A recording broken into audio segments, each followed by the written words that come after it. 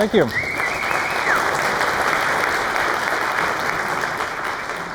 Hello, everybody. You can hear me at the back, right? Yeah, sounds great.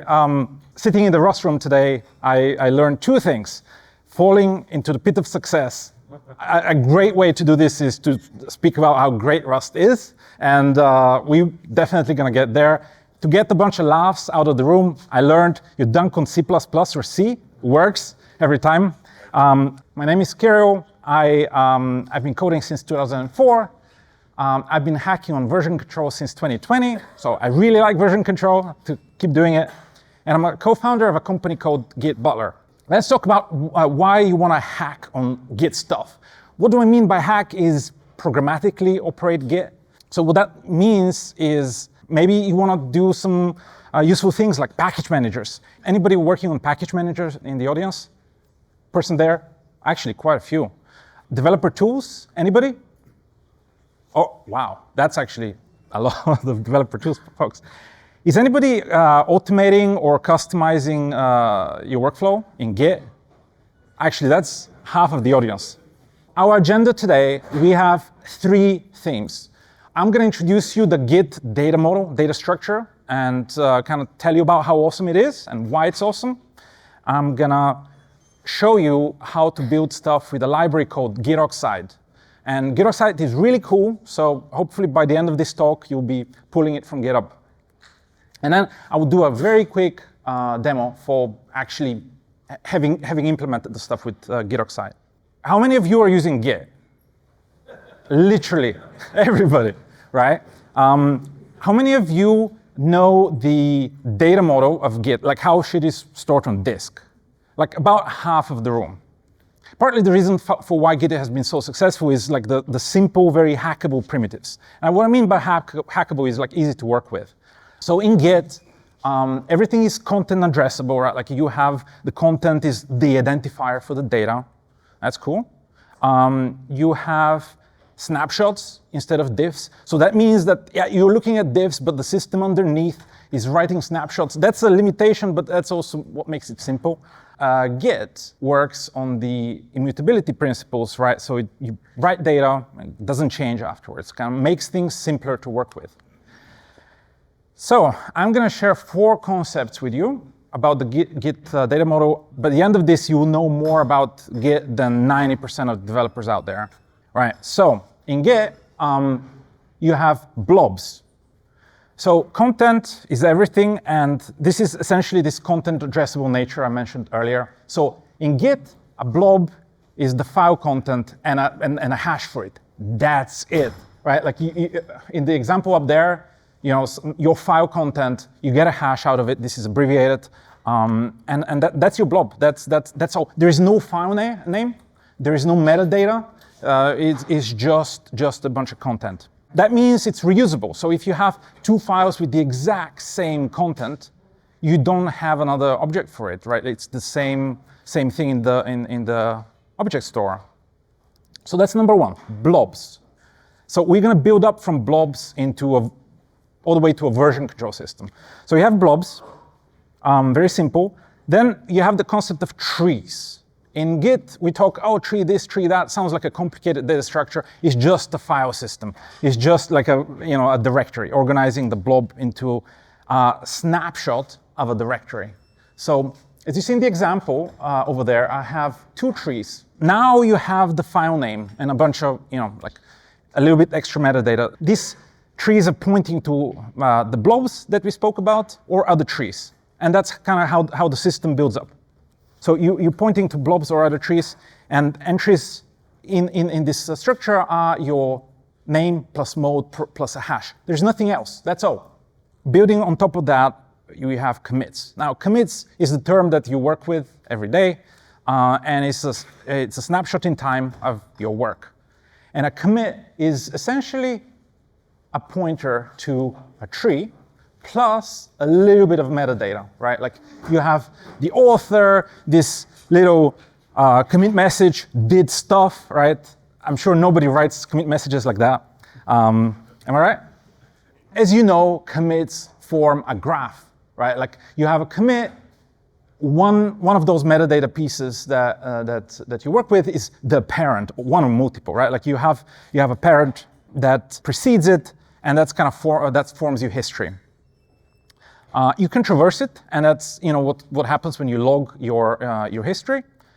And if you happen to have more than one parent, that's called a merge commit, and those are wonderful.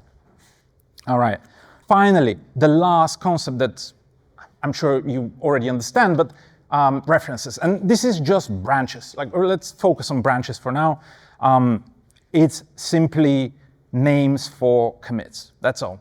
And updating a branch is just moving the pointer. So if you create a new commit, the pointer moves. That's all.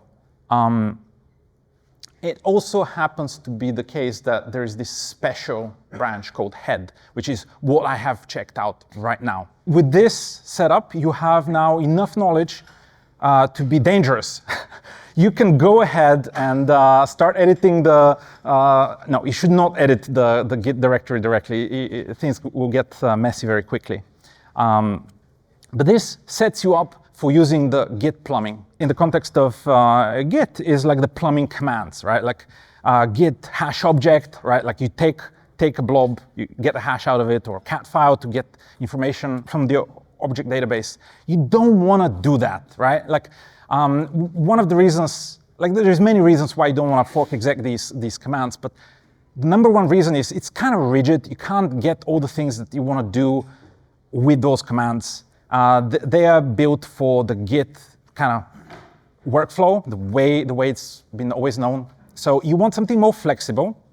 So what would you imagine? You may want to say, well, Git is open source. I'm going to use it as a library. So you go into the code base. There is this libgit.a, and you think you may want to link this into your application and use that. Sounds like a great idea. Well, you can't. This just does not work. And the reason is this code base is not set up for that. It's not appropriate. It does funny little things, like inside functions, it thinks it owns the process. So it does this wonderful die function. It exits your process. You don't want that randomly sprinkled. So you can't use libgit.a. So this was the part where I was dunking on a C code base. This also means you need a library, or like you obviously need the library if you want to access programmatically the Git stuff.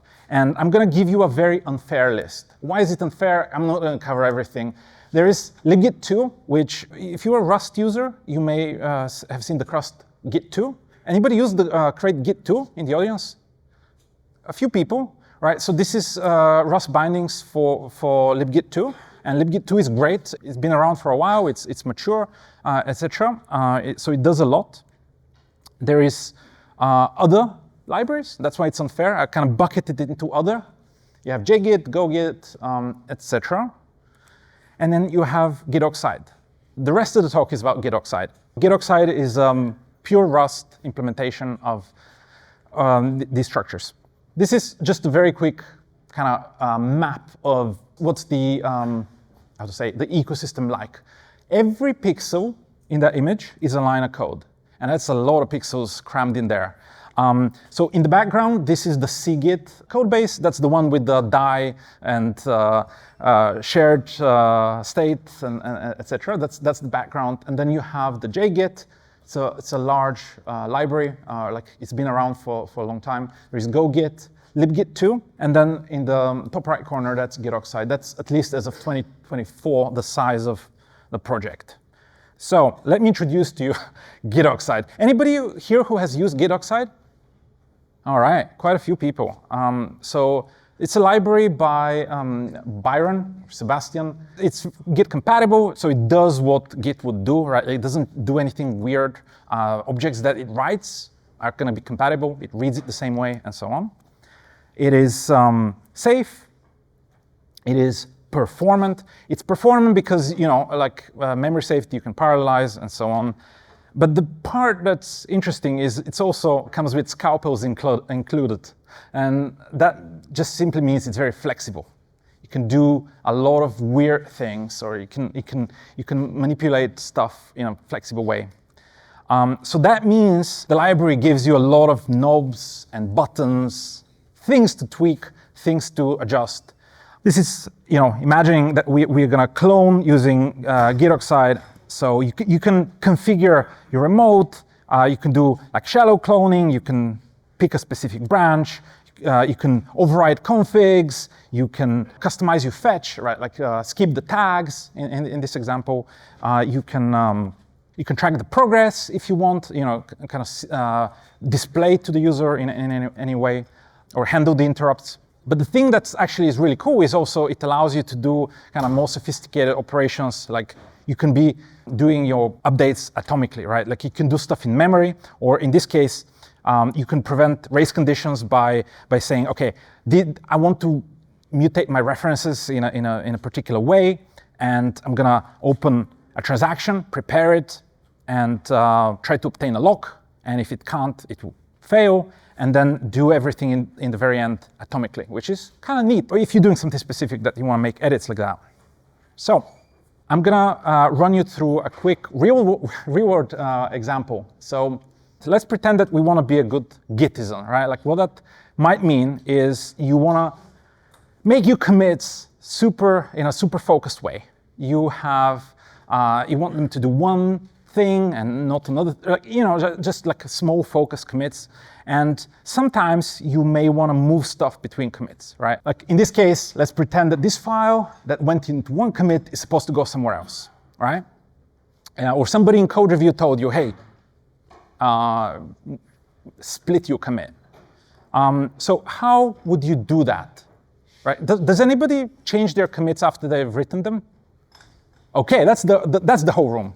So let's pretend that we do this Git gymnastics together, right? You have to do an interactive rebase, and that's the happy case scenario.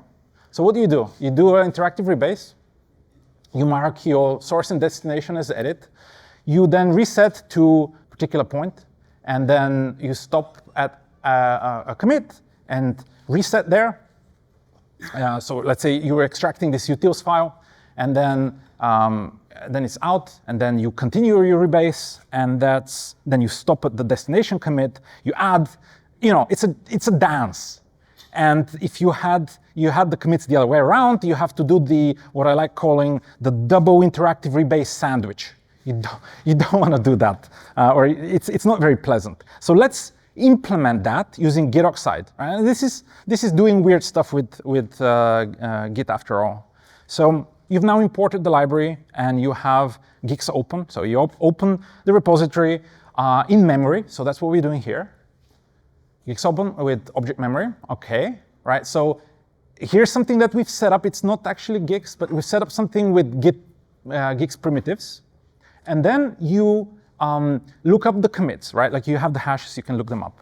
What Gitoxide does, it loads these lazily, right? Like so you're not parsing the commit message and everything until you actually access it, which is pretty neat.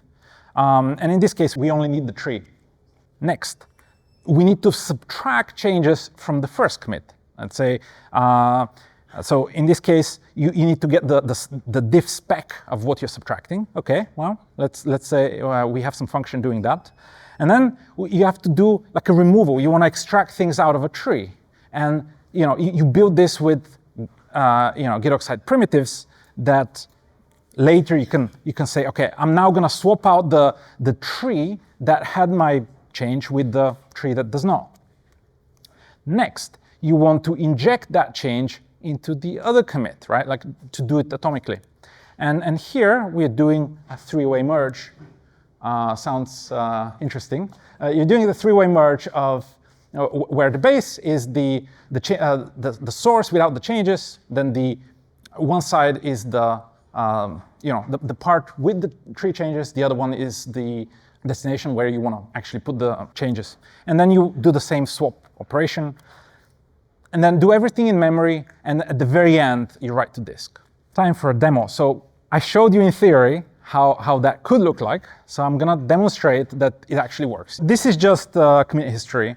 And let's, for a second, pretend that this commit, we don't care about the message. We only care about the fact that this README does not belong there. It belongs in this commit 5.3 something. So what I can say is I'm moving this README from that F7 commit into commit 53. Run this, done. Let's actually verify that it worked. If I run the log again with this, right there, right? Single atomic operation. So if it failed, it would fail in memory. It will let me know, and then kind of not proceed or not reach a partial success case. Let's move it somewhere else. Let's move it in this commit 24. So let's say BD